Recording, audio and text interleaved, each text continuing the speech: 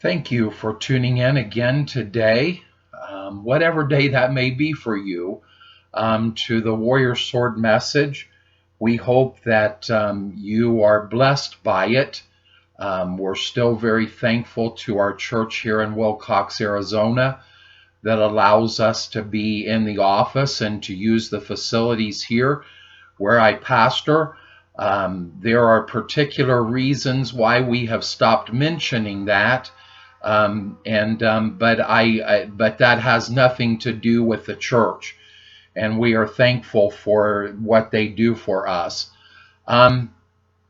It has been quite a week since our last recording, which I did early on Sunday morning, and this one is being done in the middle of the afternoon on Saturday. So still quite a bit later than what we were doing things. But some good things. We've got some new subscribers. We've had some comments made and some viewings of past videos. And so we're very, very grateful for all of you. We're very, very grateful for all of you that listen. And I appreciate you doing that.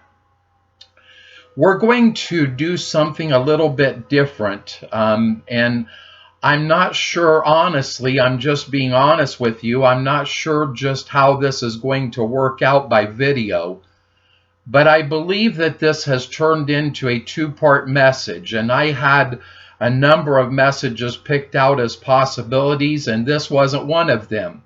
But after a very long phone conversation on Thursday evening, the Lord began to deal with my heart on some things, and so I want to try to bring this message to you, but it's far too long to try to cover in one. So I'm going to see if you will actually tune in twice and listen to the message with part one and part two. And obviously today is part one. Have you ever just felt like giving up? You look at our society and you look at the things that are going on around us, and that's enough to make you give up. And then some of us, and you can tell by my hair, those of you that knew me when I was younger, my hair is getting grayer and grayer, it seems to me like, until there's almost no dark left in it. And by the way, for those of you that made fun of me in my tie last week, I'm back in my shirt again. And so I hope that that won't affect the preaching in any way. But as we do that, and things in our lives begin to change drastically. And I know over the last 9 or so years, my life has just changed, just swinging pendulum from one side to the other, and it has changed drastically. And as you go through those drastic changes, sometimes you just feel like, boy, I just can't keep doing this anymore. And not just ministry, although part of what I will talk about is ministry, but just the life in itself. And sometimes you wonder, is it even worth it? I look around me and I see all the things that are happening, and even in people's lives that I have ministered to for many years, and the decisions that are being made and the things that are being said, and I sit and wonder, has it done any good at all that I do what I do? And it kind of led me to something, and I might have talked about this verse before, but I want to use it again, and it is found in Luke chapter 7, verse 19. The man that Jesus said was the greatest man born among women has had some tremendous experiences in his life, and now he's reached this point. And he calls his disciples to himself, and this is what verse 19 says. And John, calling unto him 2 of his disciples, sent them to Jesus, saying, Art thou he that should come, or look we for another? I always used to think that was kind of silly. I thought John the Baptist had tremendous relationship with God the Father. And he reveals that the Father has revealed things to him that showed him who it was that he was looking for. And the day that Jesus first comes to that river where John was baptizing people, and Jesus walks up and John says, "Behold, the Lamb of God." He had said about Jesus, "I am not worthy to loosen his shoes." And then the verse that I have been quoting over and over again that God is using to impact my own life, "I must decrease that he may increase." John was really the first Christian leader, although they were not called Christians at that time. But John was really the first Christian leader to come on the scene, and he prepared the pathway for Jesus to come and take his place as Messiah to a lost and dying world. And so John had this relationship even when they were in the womb. John jumped in his mother Elizabeth's womb when he heard the voice of Mary, the mother of Jesus. And now he comes to this place that he sends to Jesus and says, "Are you really him? Are you really the one that we're supposed to be looking for? Or is there someone else coming? Maybe there's someone else coming that we should be waiting on. Maybe we thought it was you, but maybe we were wrong." And I think, how could this great man of God come to the place that he questioned who Jesus was? Well, you take into account of where he is. He is wrongfully imprisoned by King Herod because he stood up to King Herod. It takes a lot to stand up to rulers. It really does. And I know that it has brought unpopularity to myself as I have done that through the years, stood up to people that were in positions. God's never given me the ability to do that personally. But I have done that and caused much wrath against myself for doing that and standing up against people that other people supported greatly.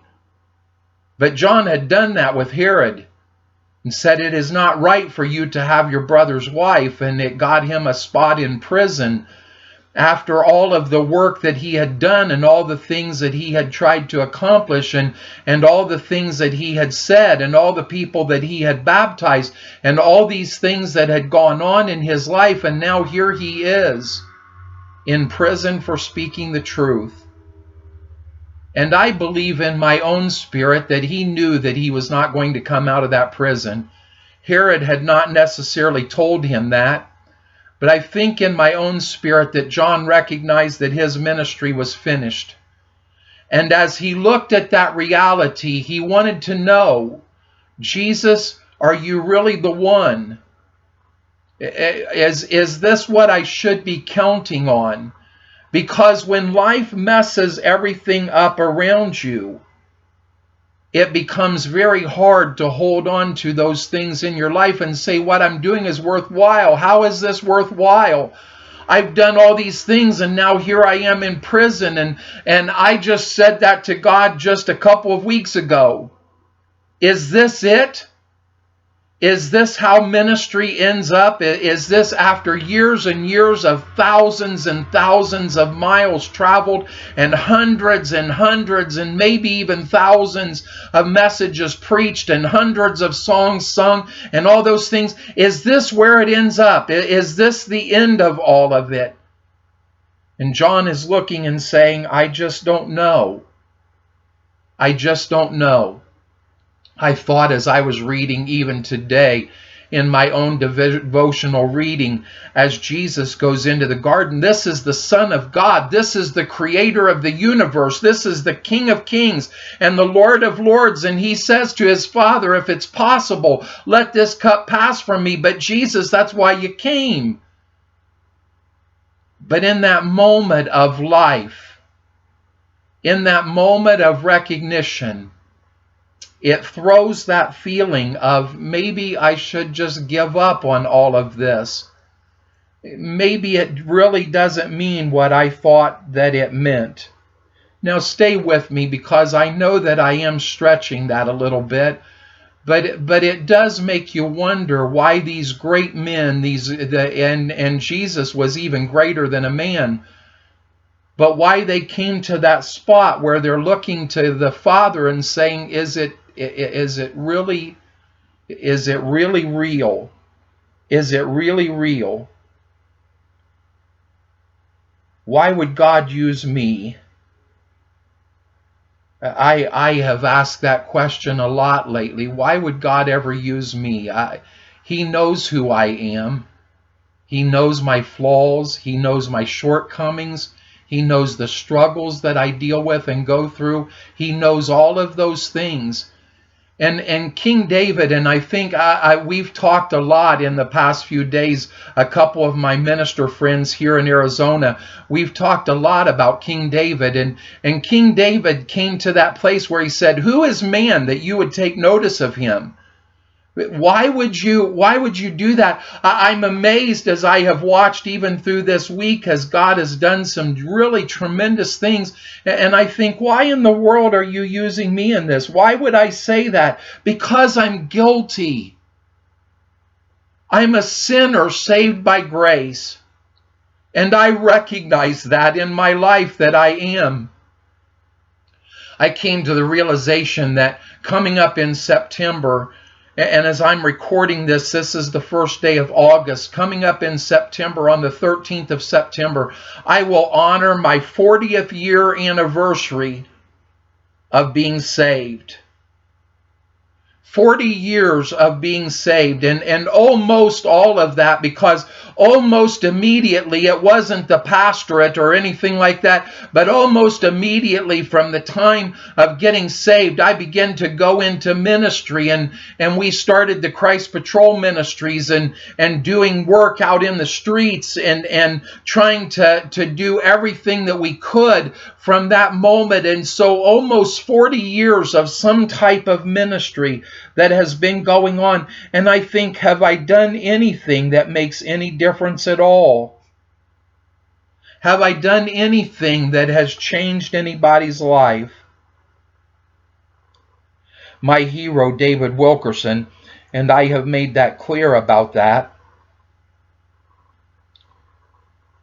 says, I'm sorry that I'm having this little bit of difficulty here, but he says, if you want to really reach people, and you really want to fill your auditorium, don't preach about getting close to Christ. You want to preach about self-help programs and what to eat and how to exercise and those types of things. You want to teach about prophecy. Boy, the moment you start preaching about prophecy and people kind of get on to me and say, well, Mike, why are you talking about these things that you are talking about instead of talking about all of the things that are going on around us? Because you just mentioned that and then brush over it, because those things that are going on around us is not going to fix the problem. It's Jesus Christ that's going to fix the problem. We need Him, and that's the relationship that we need right now more than ever. You need relationship with Jesus Christ. But as soon as you start talking about prophecy and end-time events and what's going to happen, everybody whips out their notebook and their ink pens and they want to take notes. But when you talk about walking closer with Jesus, nobody takes notes. And that's probably why we're not very popular in these videos, is because I'm not telling you, well, this is what Washington, D.C. is going to do, and this is... Washington, D.C. is evil. It is filled with evil, and it's not going to get any better. It hasn't been better for many, many years. It hasn't been better. It has been run by communist and socialist sympathizers. You've got a few handfuls of people, but I have watched, and I've got a guy right now, and I'm not going to say where he's from or what he's doing, but he was such a great help. I was on a first-name basis with him when he was a United States representative, and he helped my family so much in a situation with my father. And now I sit and listen to him and shake my head and think, what in the world happened to you? You are so corrupt.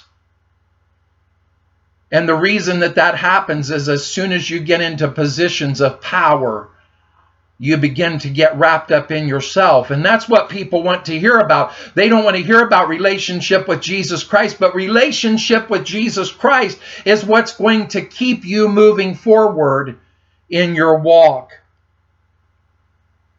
So what should we be doing? I faced that situation, and Reverend Carterlon, the one that took over the pastorate from David Wilkerson, when Reverend Wilkerson was killed in the car accident, Reverend Carterlon said back a few years ago in a message that I was listening to, God, I'm not asking you for a bunch of reasons. Just give me one reason that I should keep going. Give me one reason that I shouldn't give up. And I think, Lord, I don't need to be preaching big crusades, and I don't need to be preaching to thousands of people anymore, but I just don't understand what I'm even doing anymore.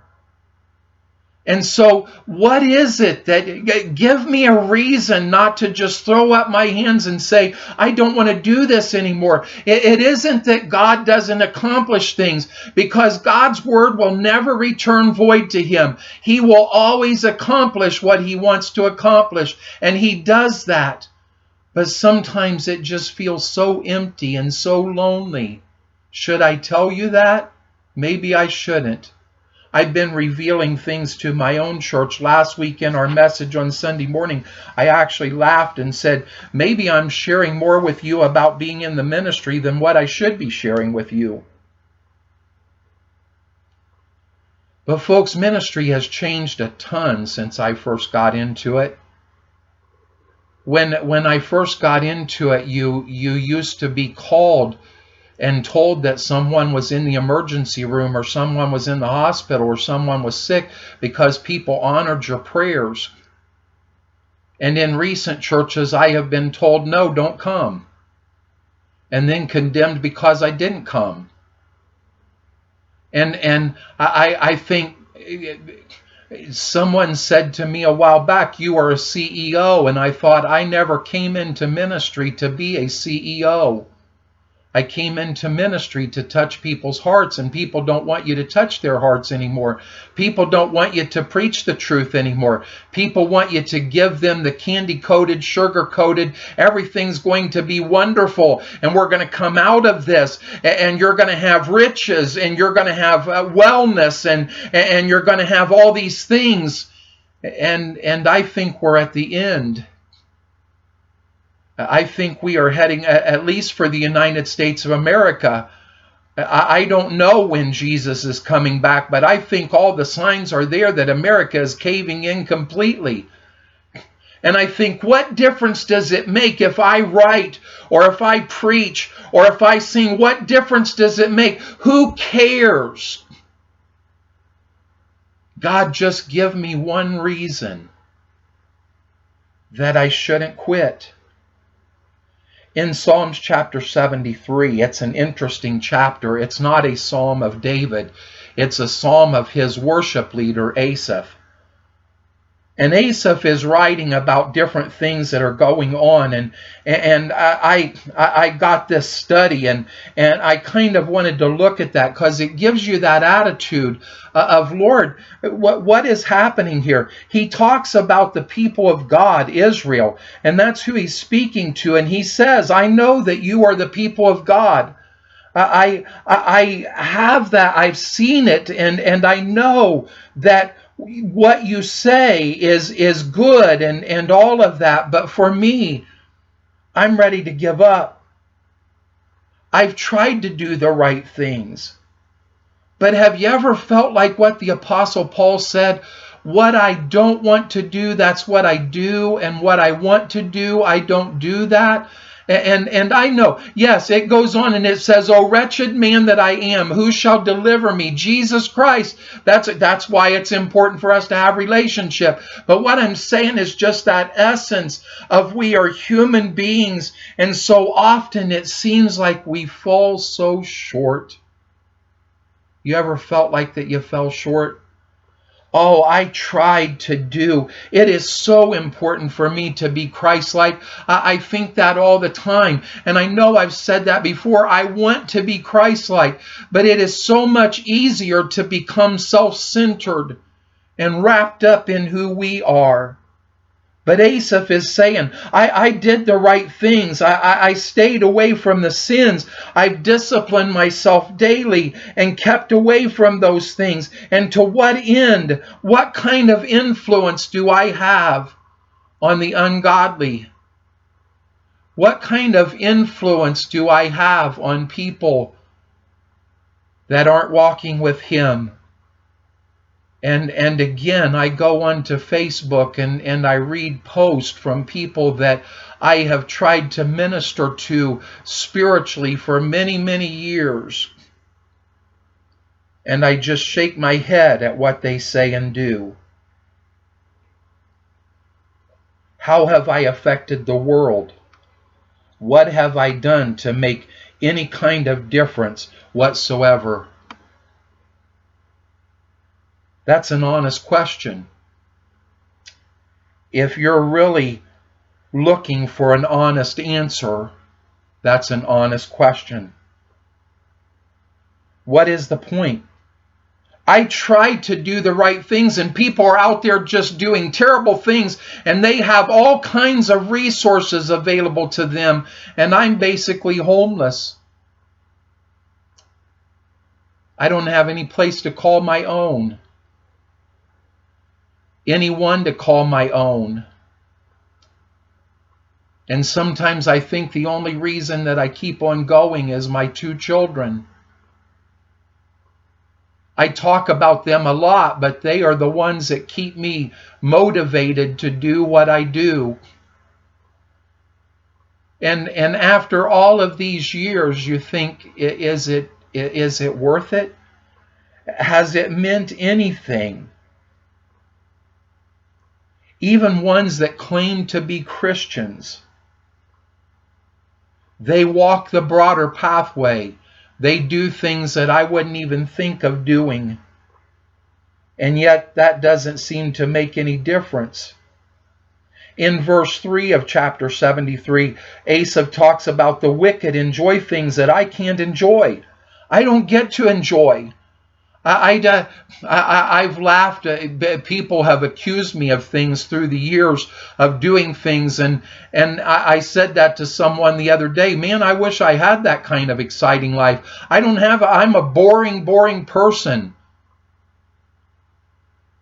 And people go out and I see this, people that are either claim to be living for Christ or don't live for Christ at all. And they go out and do all these fancy things in their lives and have all these celebrations and parties. And for the most part, I sit all alone. Don't think that I'm whining or complaining, because if that's what you think, you're missing the whole point of this message. I'm just sharing the reality, and that's what Asaph was doing. Asaph was a great man of God, but Asaph is sharing, I'm in this situation. I've been doing these things, and I've tried so hard to preach the word and live the life and preach the truth, and I'm not welcomed in some churches.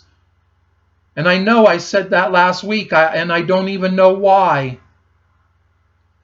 People that I preached to for years, that just, what difference does it make? What difference does it make? In verses 4 and 5, they claim to be free and strong and happy. Have you ever gotten to the point where the unsaved look better off than you are?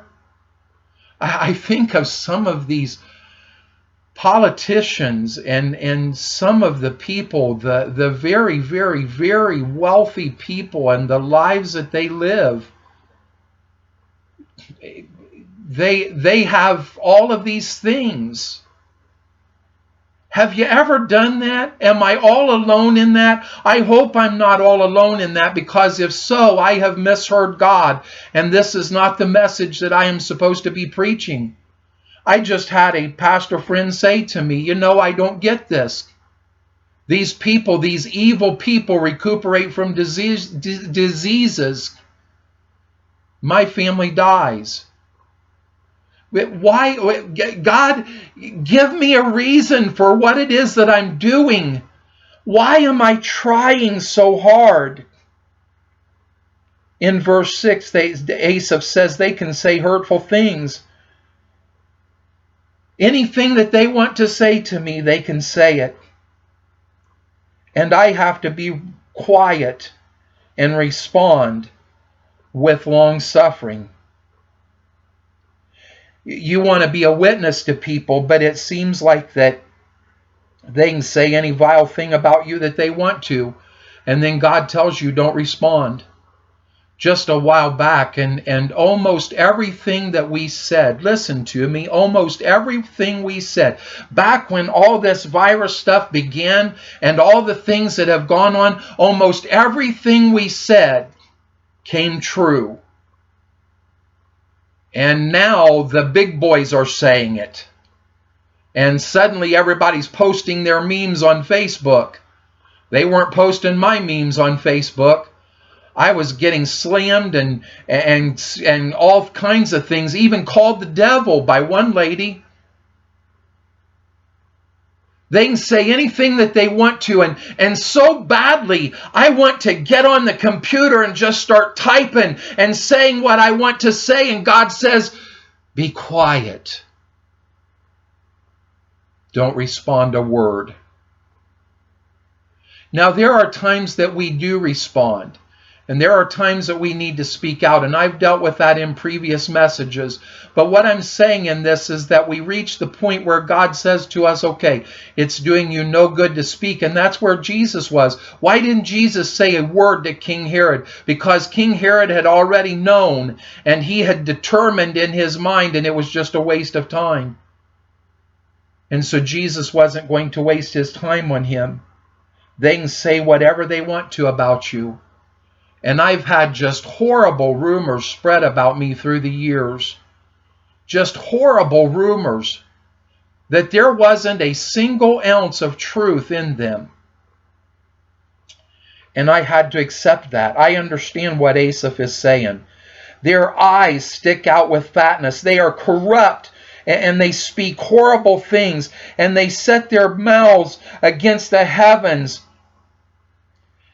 And I've washed my friends' hands and heart in vain. I'm wasting my time. Why keep going? I'd like to respond. I'd like to do some things, but it doesn't appear to make any difference. Is it worth it? Why do I have to be a strict person and deny myself of things? Is it making any difference at all? Verse 15, Asaph says something that sticks out in my mind an awful lot. I don't want to be a discouragement to anyone around me. I don't want how I'm feeling and thinking and how I'm battling through things to be a discouragement to others. I said it just recently. I don't want to be toxic. But as I struggle, and maybe you are struggling, maybe you're wondering the same thing as we live. Most of us that would watch this video live in the United States of America, and we're going through these things. Maybe you would say the same thing. Does it make any difference? Does it change anything? People are murdering each other and rioting, and policemen are being gunned down, and business owners are being gunned down. And the louder I preach, the more that they do. Does it make any difference, Lord? Give me a reason. I think of King Solomon as he wrote in the Song of Solomon, and you don't hear that book talked about very much, but he's talking about he can't find his lover, which is God. That's what he can't find him. As hard as he's trying, he can't find him in the midst of the struggles that he is going through. And he speaks and he says, I charge you, O daughters of Jerusalem, if you find my beloved, that ye tell him that I am sick of love. My heart is just broken because I am so in love with him. I so love my Lord. I so love the bridegroom. And I can't find him in the middle of this situation. And folks, maybe some of you are watching this video and you would say, I can't find him. I don't understand. I don't understand what he's doing. I don't understand what all of this is about. I don't understand why I'm here in these circumstances. People losing their jobs and people losing their incomes and people losing their businesses and all kinds of things that are going on around us. Why am I in this situation, Lord? Give me a reason to go on. And if you just turn those verse home addresses, that's what we used to call them in the kids club, the Good News Club. We called those addresses. The Song of Solomon, chapter 5, verse 8, is saying that. Tell my love that I am sick without him. And then if you flip it and go to Song of Solomon, chapter 8, verse 5, the first part of that, here is the answer. As Solomon says, who is this that cometh out from the wilderness, leaning upon her beloved? That's us. We're coming out of the wilderness, but we're not walking alone. We're not walking by ourselves. It may seem like sometimes that you are all alone and that there's nobody out there that cares what you are going through.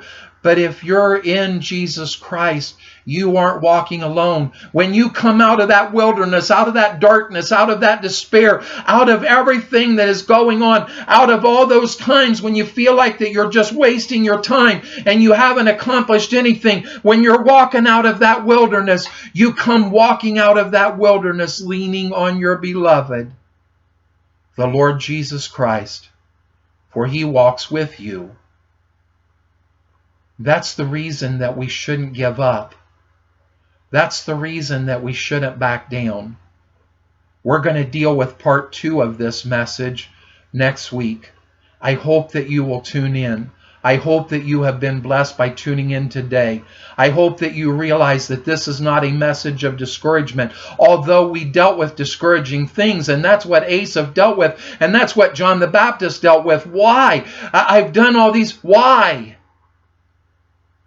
Oh Lord, if it be possible, oh Father, if it be possible, let this cup pass from me. Nevertheless, not my will, but thy will be done. Thank you for listening. I hope you'll tune in next week as we conclude the message. Give me a reason.